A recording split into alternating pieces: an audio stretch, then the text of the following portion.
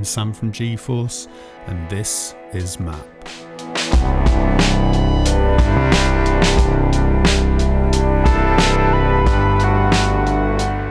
MAP takes the ethos of 1970s experimental electronics and wraps it in a host of modern augmentations, creating a powerful, unique sounding synthesizer. MAP is a guide to new textures, tones and timbres, and is perfectly suited in any production. It's as comfortable making throbbing basses and soaring leads as it is ambient evolving pads. MAP is a 3-oscillator synthesizer with 2 primary oscillators and a 3rd modulation oscillator, allowing you to control the wave shaping, FM and amplitude modulation of oscillator A and B. It also features a noise source with 9 different types of noise and variable speed. In the filter section we have 2 filters, one multi-mode and one 5-band EQ. These can be routed in series or parallel, and there is pre or post filter gain. MAP's modulation features 3 envelopes, 3 LFOs and a further noise LFO which is sourced from the noise oscillator. There's also an arpeggiator featuring a generative arp mode and 3 unique effects, colour, time and space, which provide character, delay and reverb effects. MAP features a modulation bar, allowing you to assign modulation all over the plugin, and a mod matrix for easy management of all modulation sources and destinations. Furthermore, the oscillator and filter blocks feature their own macros and the ability to save and load presets. You can hide or show the arpeggiator and effects by clicking the FX icon in the top right hand corner of the header bar. MAP has an extensive set of features, so let's dive right in. When you first open up MAP, you'll hear this preset, Remote Living.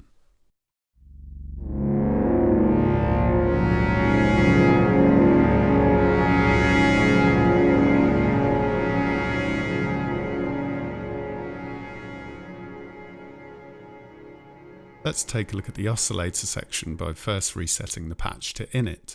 We do this by either clicking on the patch title in the header or on the patch browser icon to the left of the title. Both of these actions will open the patch browser, and we can click init patch in the bottom left hand corner.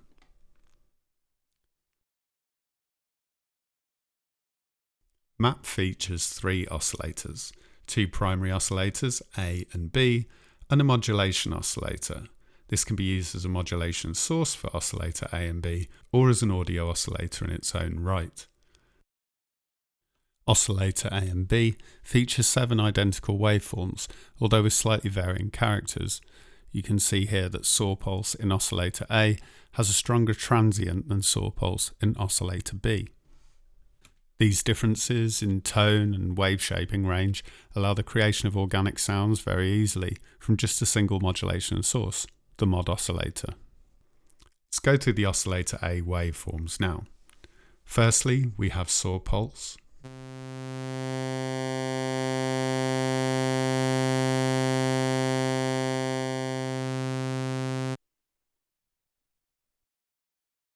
As we applied wave shaping to saw pulse, its waveform changed, moving from a saw to a bipolar pulse. Next, we have sine fold.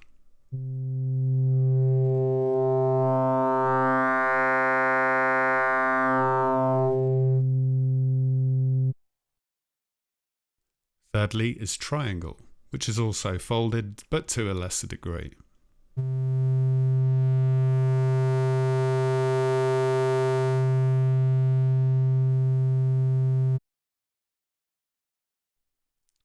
Next we have the PWM waveform, in which the wave shape controls the pulse width modulation.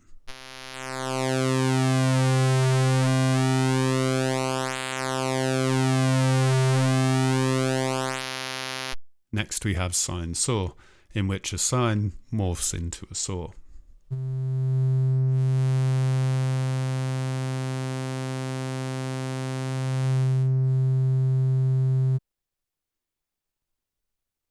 Saw shaper takes a saw and passes it through a wave shaper. It's great for adding subtle formant-like tones to your sounds. Pulsor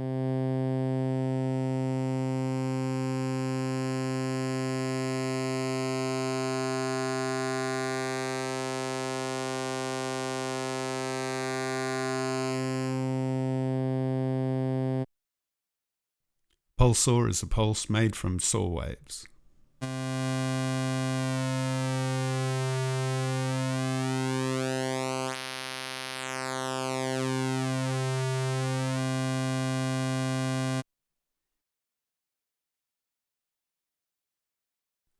The modulation oscillator also features 7 waveforms. These are different in nature, being much more clean and digital and designed for modulation or for being used as the core tone for a more direct upfront sound. First, we have sine flex.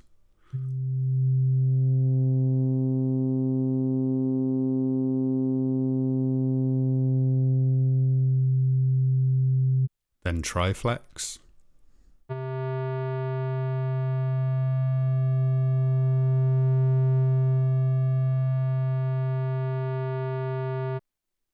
Sawflex.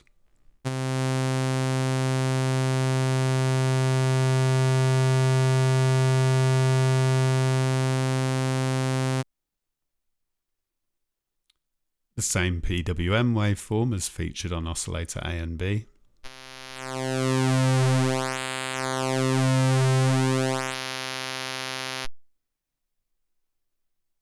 Sine step.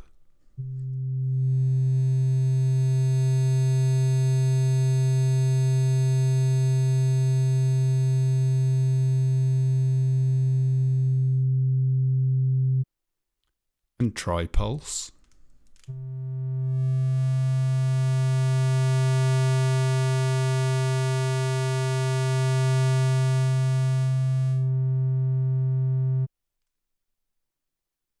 And lastly, saw fin.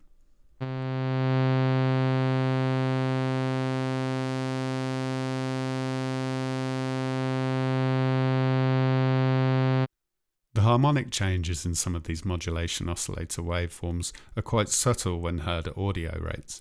However, at different rates, they can be quite substantial as modulation sources. Let's take a look at that now by modulating oscillator A with the mod-osc. We can set the amounts of modulation from the mod-osc to either oscillator using these 3 knobs with the blue labels below. We simply alter the parameter amounts to set the amount of modulation from the mod oscillator to our desired oscillator.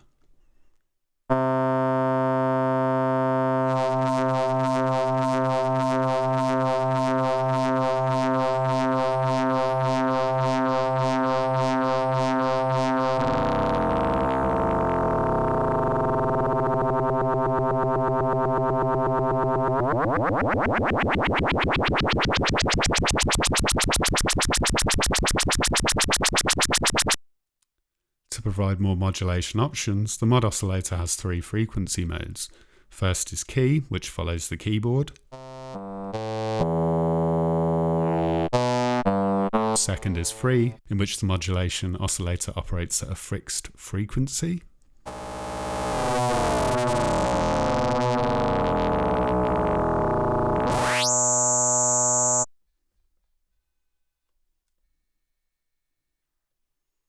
And the third is LFO, in which the modulation oscillator operates at low frequency rates.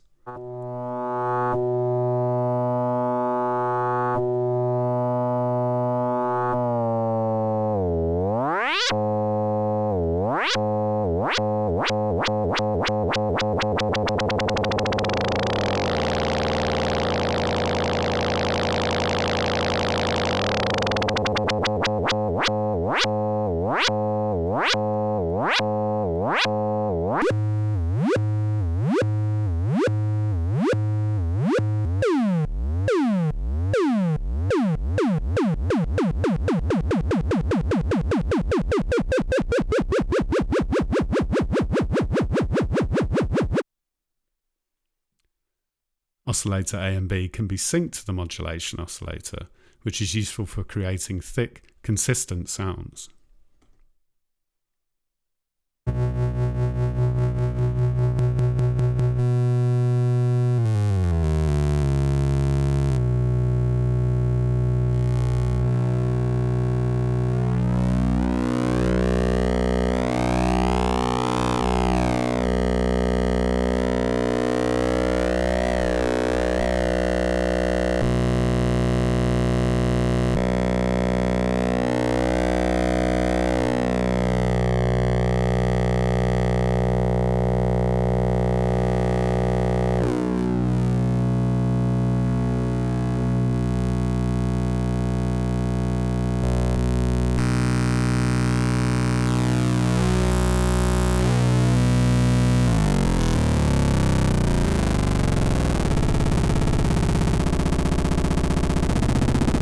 modulation oscillator also features re-trigger. This means that every time a key is pressed, the modulation oscillator's waveform will start from the beginning. This is useful for creating repeatable modulation.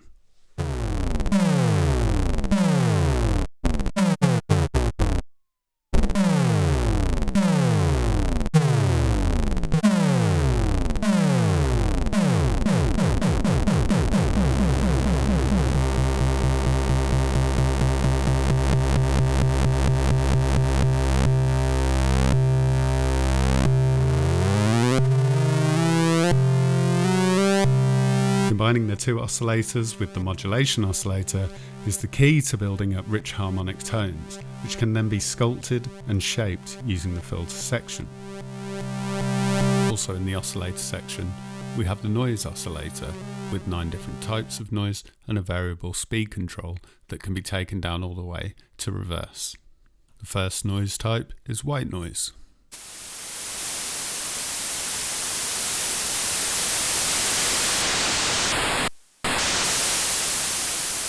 Pink,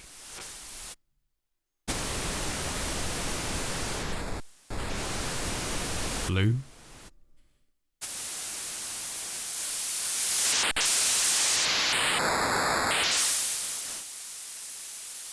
waves,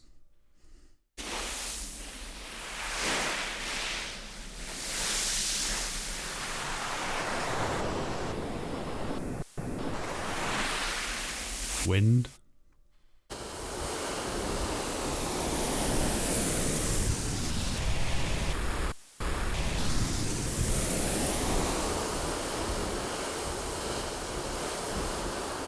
droplets,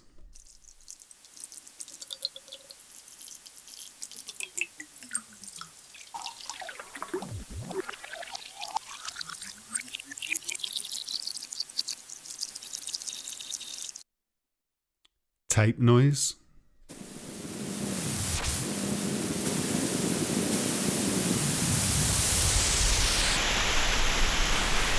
and vinyl.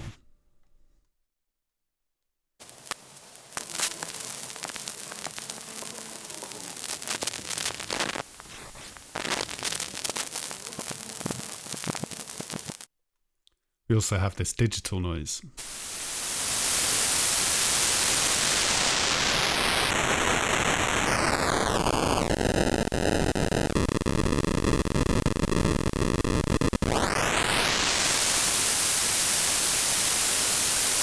The noise oscillator is also the source for the noise LFO, which we'll cover in the modulation section. The different tones and timbres of the noise act as different sources for the noise LFO. The oscillator section also features 2 macros controlled by an XY pad. These allow you to set a range of modulations to all of the parameters in the oscillator section and then control them with single sweeping movements. To assign an XY pad modulation, simply click and drag the crosshair onto the parameter you'd like to affect, and then right click and drag to set the parameter amount.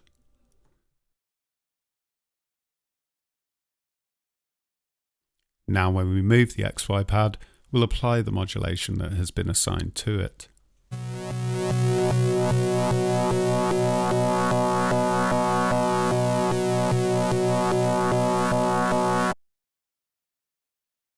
Macros can be managed by clicking the little hamburger icon in the bottom left-hand corner of the macro section.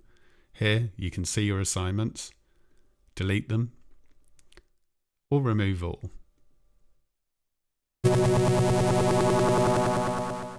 Let's take a quick look at the mixer. It contains just 4 controls: oscillator A's level, oscillator B's level, the mod os level, and the noise oscillator level. Each mixer control ranges from -infinite dB up to unity gain of 0 dB. It's also worth noting that oscillator presets don't affect the mixer. With our oscillator section set up and our mixer levels determined, let's take a look at the filter section. MAP features 2 filters. Let's take a look at filter A first, then filter B, and then the routing options. Filter A is a 5-band resonant EQ. To set the EQ, you can simply click and drag points. This will determine their gain and their frequency.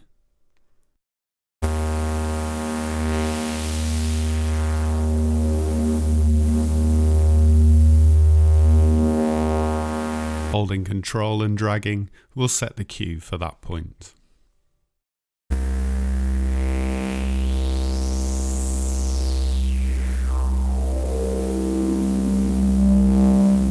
When a point is selected, its parameters appear below the graph. If you click here, you can manually input parameters, have more accurate control, and also assign modulation to individual parameters. Points 1 and 5, that being the lowest and highest points on the graph, can be set as high pass and low pass filters. Point 1 becomes a high pass by clicking the button to the bottom left of the graph, and point 5 becomes a low pass by clicking the button to the bottom right of the graph.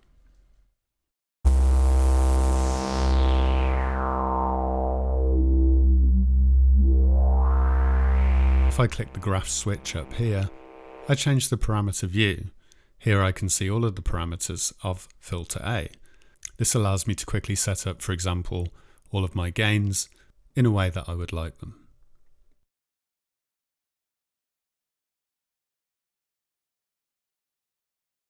We can reset a point's values by double clicking it, and that will reset the frequency, gain and cue, or we can double click the text parameters to reset just the frequency, gain or cue for that point.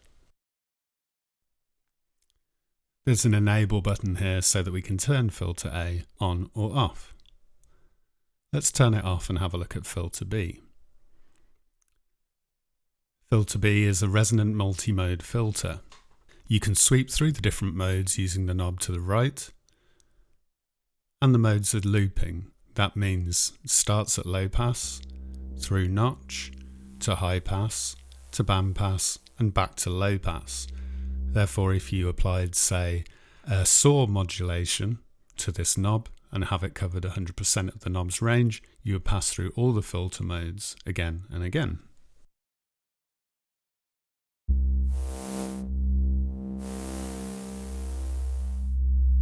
The filter also features modulation oscillator frequency modulation. This parameter here will determine the amount of mod-osc modulation on the filter frequency.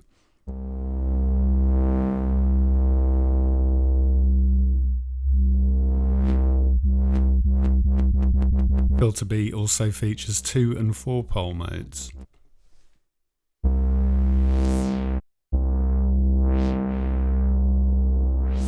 Filters can be set up with different routings.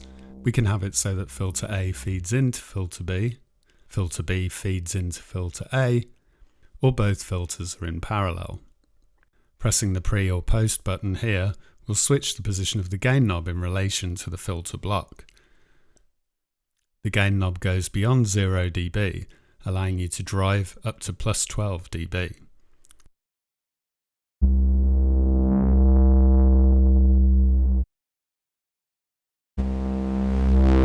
The gain by default has envelope A assigned to it. This is how we get our volume modulation, but it can also be set to gate mode, meaning that while a key is held, gain is applied, and when no key is held, the sound simply cuts off. As the volume knob can push to plus 12 dB, we're able to introduce distortion and extra harmonics into the sound.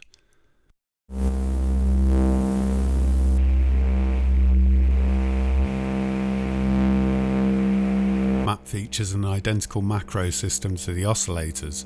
I can apply macros to nearly every parameter in the filter block and then control them all with one sweeping movement. As in the oscillators, I do this by clicking and dragging the crosshair onto a parameter and then right-clicking and dragging that parameter to set the modulation amount.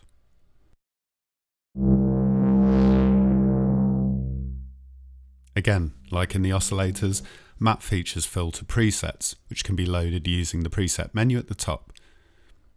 I can click the title to load one, or cycle through them using the arrows. When I've got a filter block that I like, I can save that using the save icon to the right hand side of the filter preset bar.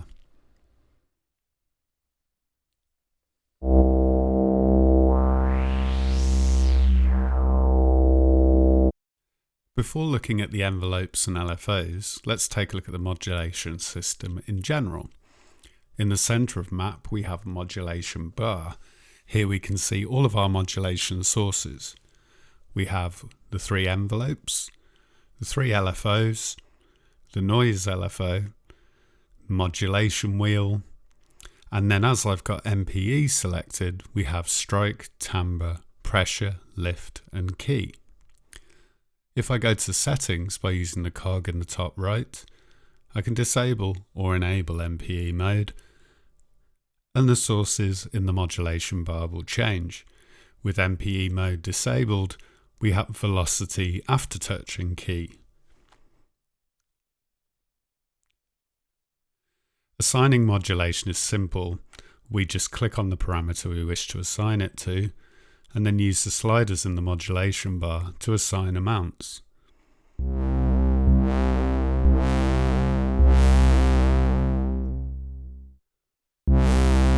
Pressing a key, we can hear our modulation in action.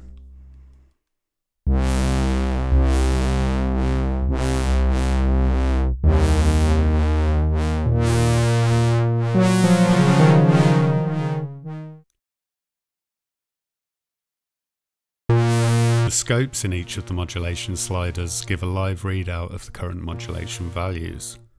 When we press notes, envelopes are shown and MIDI related modulation values change.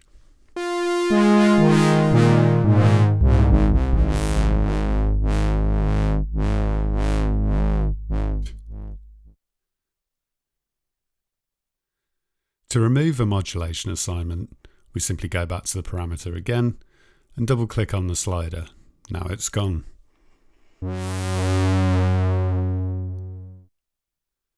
Clicking on the modulation title will open the modulation matrix or mod matrix. Here we can manage all of our modulations.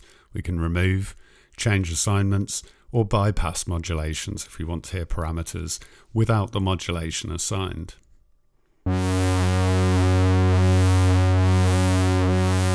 The mod matrix is a simple but powerful tool for managing complex patches. Clicking the settings icon on the right hand side of the modulation bar opens the mod settings. Here MIDI related parameters can have their curve assigned, and with key we can set the spread range and also the center note around which this modulation occurs.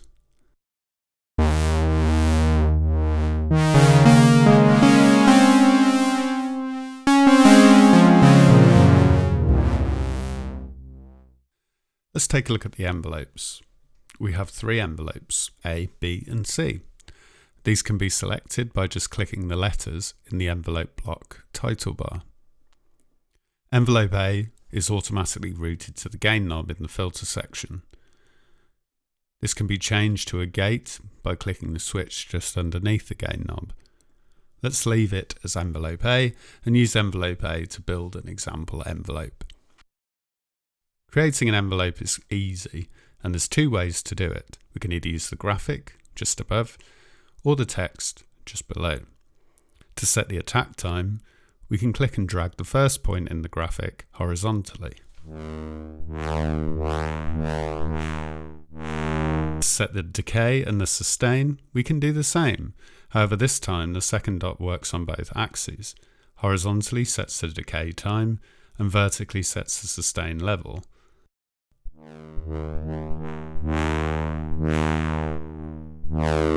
We can also set the release by dragging the final point horizontally.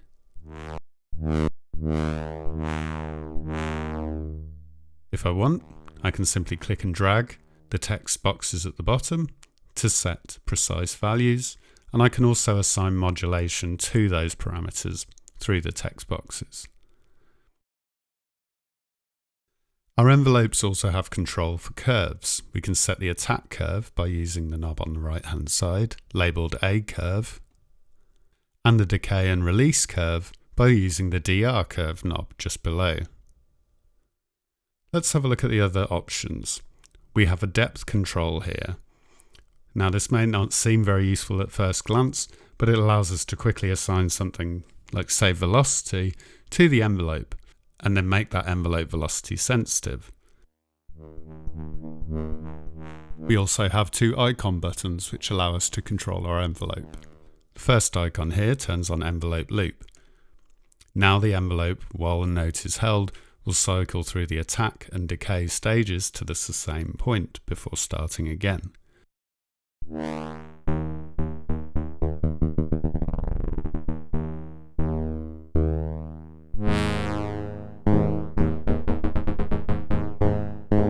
The second icon button is envelope sync. Clicking this will make the attack, decay and release stages of your envelope adhere to the incoming clock. Like the envelopes, we have three identical LFOs. We draw the shapes of the LFOs rather than choosing from pre-built ones, although we do have a selection of basic shapes to choose from. Here, for example, I can pick a sign from the drop-down menu and I'm good to go. Similarly, I can save any shape that I've created in the same way that I would save an oscillator or filter preset.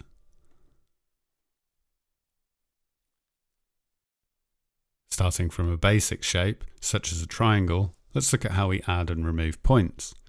Firstly, I can just click and drag on the orange dots to set the current points anywhere I like. The exception to this is the start and end points, which only move vertically and always remain in alignment so that your LFOs are always looping. To add an extra point, I simply pick somewhere and double click, and a new point is made. I can then move those points freely, and if I want to remove one, I just double click it again. To set curving in the LFO stages, I click and drag these small grey dots vertically. This will allow me to ease in or out between different points. To remove a section's curving, just double click the dot again. So we can also set the phase of our LFO. We can see that changing in the scope and the modulation bar. We can of course set the rate, increase the speed of our LFO, or slow it right down. LFOs can be extremely long if desired. We also have the depth control as featured on the envelopes, allowing us to modulate the amount of the LFO applied to any given destination, as well as a few parameter buttons. Here we can sync our LFO. We can turn on LFO retrigger so that every time a note is held, the LFO restarts. And we can set the polarity between unipolar and bipolar. We can of course modulate all of the parameters on the LFO itself, those being the phase, rate and depth. Modulating modulators is a quick and easy route to complex sound design.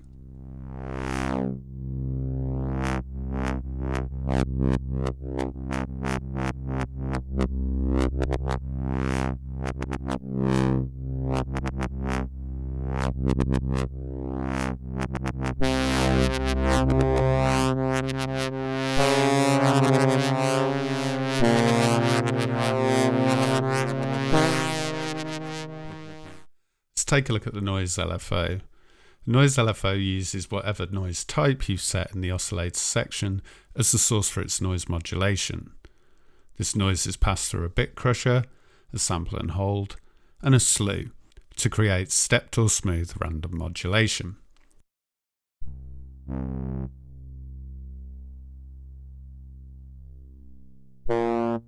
We can alter the sample and hold rate, make it a bit faster.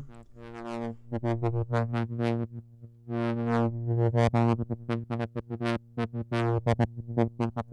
if we slow down the slew rate, we'll make the modulation wander rather than jump between values.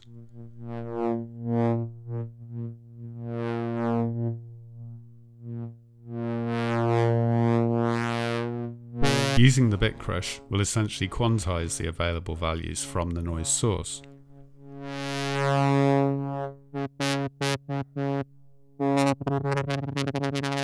The noise LFO also features retrigger, in which the sample and hold is re-triggered every time a note is pressed, and sync, which syncs the sample and hold rate and the slew rate to your host.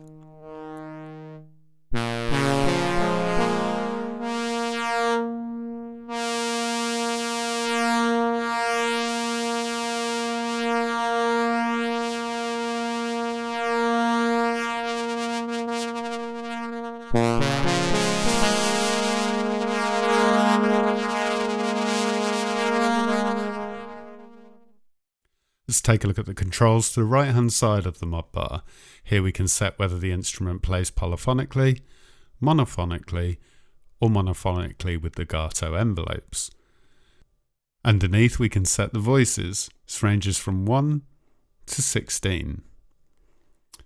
And underneath that we can set the pitch bend range from 2 semitones all the way up to 48 semitones.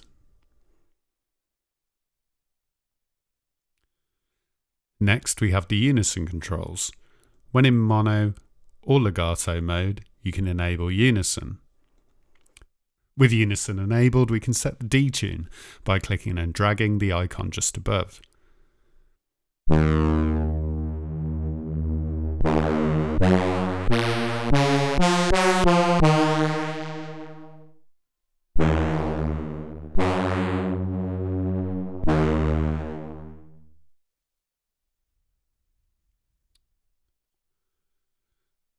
To the right of the unison controls, we have controls for panning.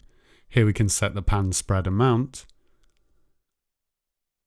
and also the panning mode between center, alt and random. When set to center, panning is determined by the notes played. Lower notes are played more on the left hand side and higher notes more on the right. When set to alt, each note will alternate between left and right panning, and when set to random, each note will be given a random panning value. Next to the panning controls, we have portamento control. Again, we just click and drag on the icon to set the portamento time.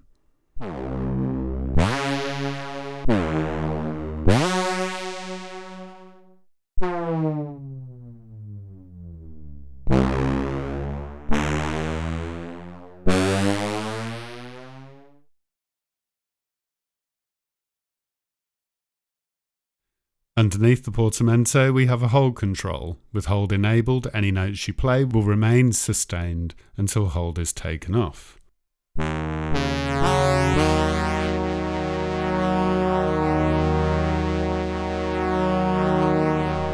Finally, we have the master volume control, which is flanked by 2 VU meters, and transpose control, which allows you to transpose the keyboard up or down 2 octaves.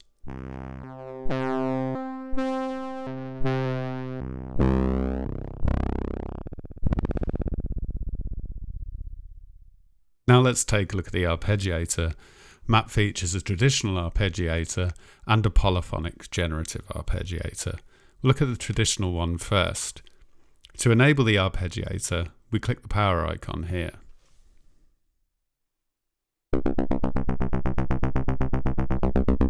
We can then set the rate,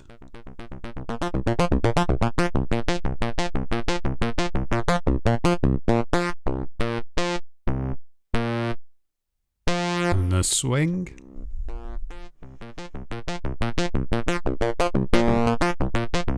and the gate length,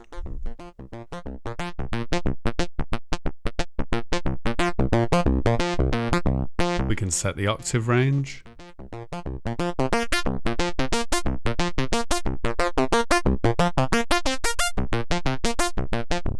and the mode, being able to choose between up, down, and as played. We can also use the scale setting to make all notes in an arpeggiator adhere to a scale.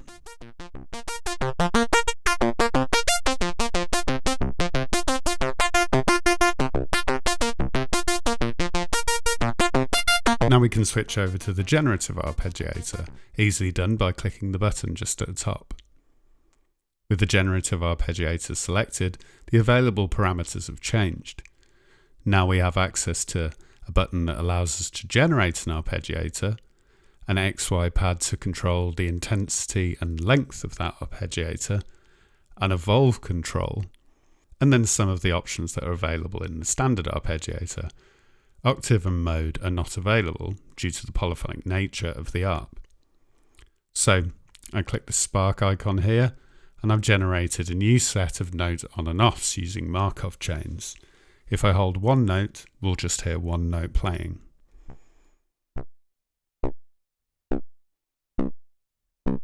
And as I hold others, we'll introduce more note on-offs.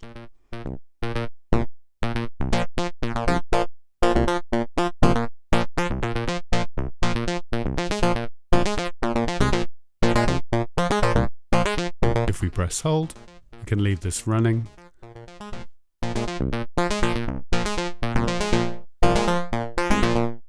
And use the XY pad to explore the intensity and length of the ARP settings.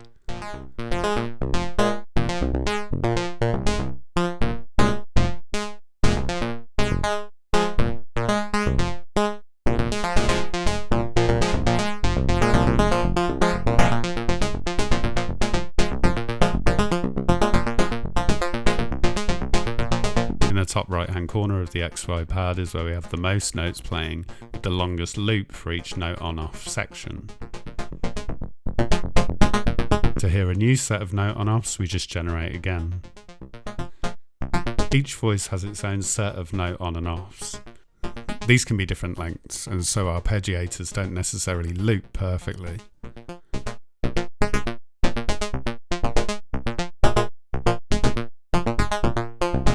The evolve control determines how much the arpeggio will regenerate each time it reaches its end. At 100%, an entirely new set of note on and offs are generated each time the arpeggiator reaches the end of a loop.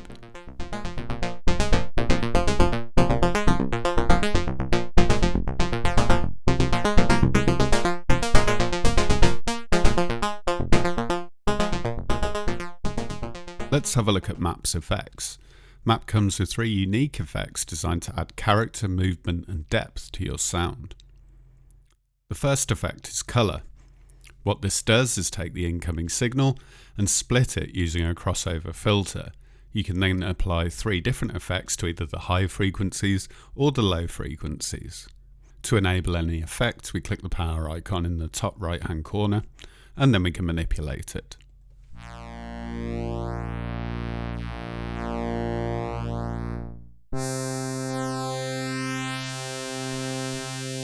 The first of colour's 3 effects is dust. What this does is introduces noise into the signal path. This noise is used to modulate the volume of the left and right channels, and also added directly into the signal path as a way of adding some grit and dust to your sound.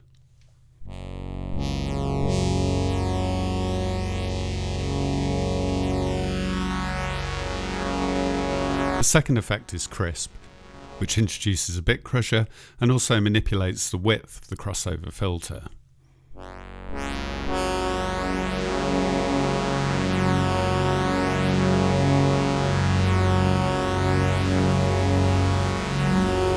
The final effect is press, which takes the signal and pushes it into a compressor limiter.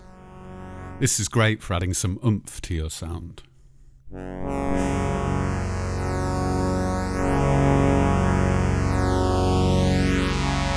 Colour features a mix control, allowing you to blend it with your signal between fully dry and fully wet.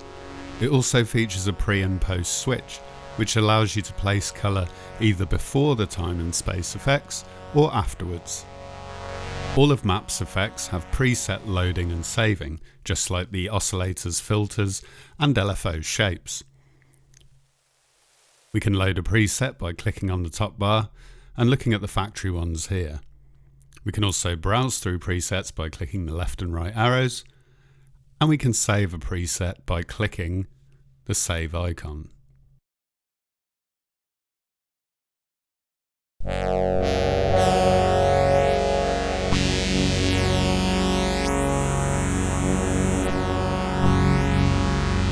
MAP's second effect is time, which is a quad stereo delay. Each delay features controls over time, level and pan. Time has 2 modes, tap and loop. In tap mode, each of the delays acts independently, and in loop mode the decay times cascade, with time acting as a single unit. In tap mode, each of the delays has an independent feedback, and in loop mode the entire loop has a single feedback. Time also features a high pass and low pass filter that can be set independently, and a level amount. Up in the top right hand corner we have the power button to enable, a lock icon which is featured on all three effects, which allows you to lock the effect so that it remains with its current settings even when you change patches. Time also features clock sync to your host clock. Let's use the preset browser to look at how time works now.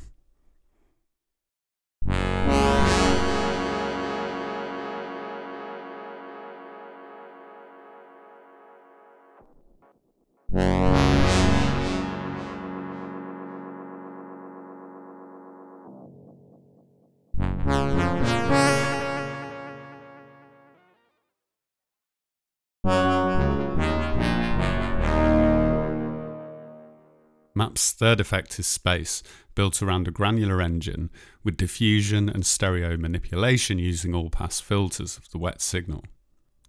It features a reverse switch, which means the grains play in reverse. You can select the number of grains, their size, and the feedback of the granular system. For stereo manipulation, you can set the swirl depth, the swirl direction, and the rate of the swirl. Swirl uses LFO and all-pass filters to move the wet signal around in a stereo field. There's also a single diffusion control, allowing you to smooth out the results of space. Like the other effects, we have the power button, the lock button, and the preset browser. Let's listen to a couple of presets now.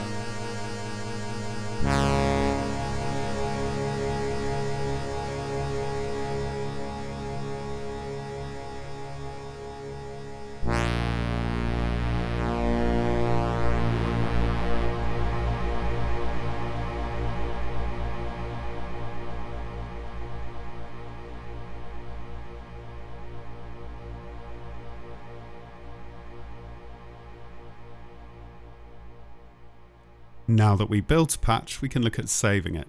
We do this by clicking the save icon in the header bar. This will open the save dialog window. From here we can select which collection we'd like to put the patch in.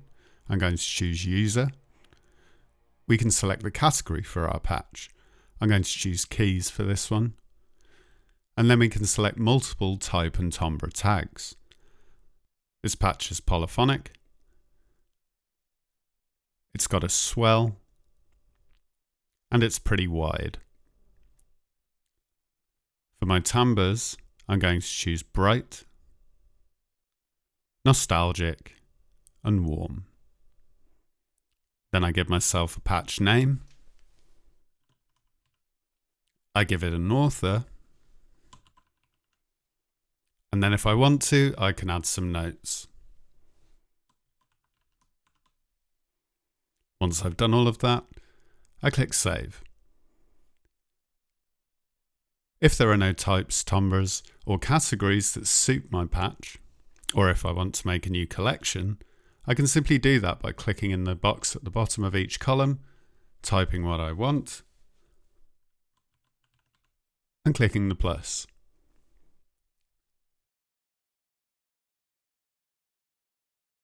Now my patch is ready to recall whenever I like. Let's take a look at the patch browser. We can access this either by clicking the patch name in the header bar or by clicking the browser icon just to the left. The patch browser features collections, category, types, and timbre sorting. I'm going to select the map collection and I want to find a pad that is polyphonic and warm. And all the patches that fulfill that criteria are now on screen. I can select more than one type and timbre. I do this by holding Command or Control and clicking the second type. I can now see patches that are polyphonic or dynamic. If I click the OR button here, it will swap to and now I can see patches that are polyphonic and dynamic.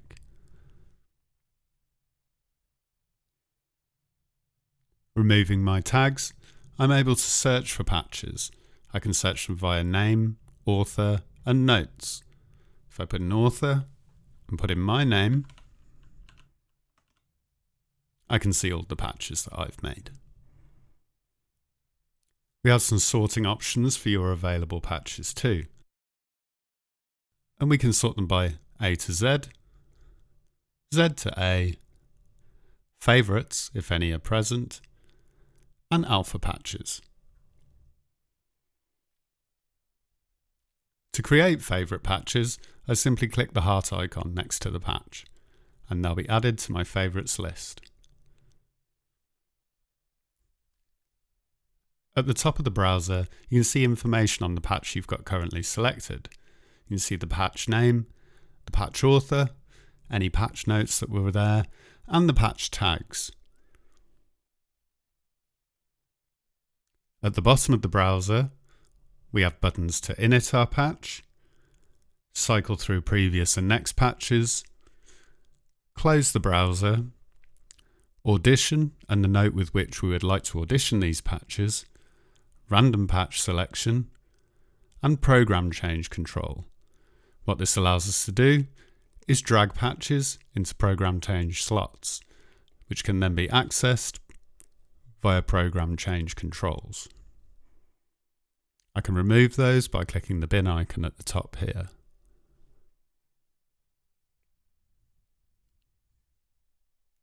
Let's take a look at collections. I can create a new collection in the Save Dialog window. I do that by simply typing in a collection tag and then clicking the plus icon.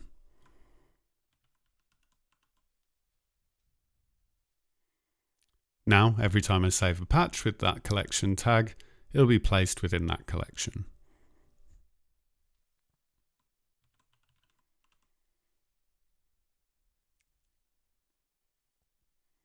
I can manage collections in either the patch browser or the Save dialog box by clicking the folder icon on the top left-hand corner. On the right-hand side of this screen, I can now export, import, or delete a collection. To export it, I simply click, press export, and then press save wherever I'd like to save it. To delete it, I simply click and press delete. To import a collection, I press import, browse to where it is on my computer, and then press open. The number of imported patches will be shown on screen. Let's take a look at the settings menu. When using a plugin within a host, you get these settings. Settings are accessed by clicking the cog icon in the top right-hand corner. The available settings are Patch Browser Font Scale, which scales the browser font, Tooltip Timeout Length, which can be set in seconds, Enabling or disabling of MPE mode, and enabling or disabling of light mode. Light mode provides an alternative view to map. In standalone mode, you'll see further settings. Here you can choose your audio output, your sample rate, your audio buffer size, active MIDI inputs, and the active MIDI channel. Let's take a look at CC mapping. To enable CC mapping, we just click on the CC icon in the footer on the bottom right-hand corner of Map. With that done, the CC overlay is enabled. To assign a CC, I click on a parameter that I want to assign, and I turn the relevant control on my hardware.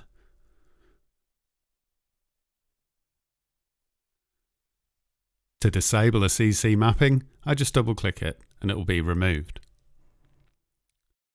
We can also save and load CC mappings, as well as clear all mapping by using the buttons in the bottom right-hand corner. I click the CC button again to close the mapping. Undo and redo are located in the bottom right-hand corner of the plugin's footer and allow you to undo and redo any changes that you make. Here I'm turning up the mod oscillator volume. I'm undoing it. And now I'm redoing it. So that about covers all of the features in MAP. Hopefully you found this video informative. We've really enjoyed putting this plugin together, and we hope that you enjoy it just as much as we do. Thanks for taking the time to watch this video. See you later.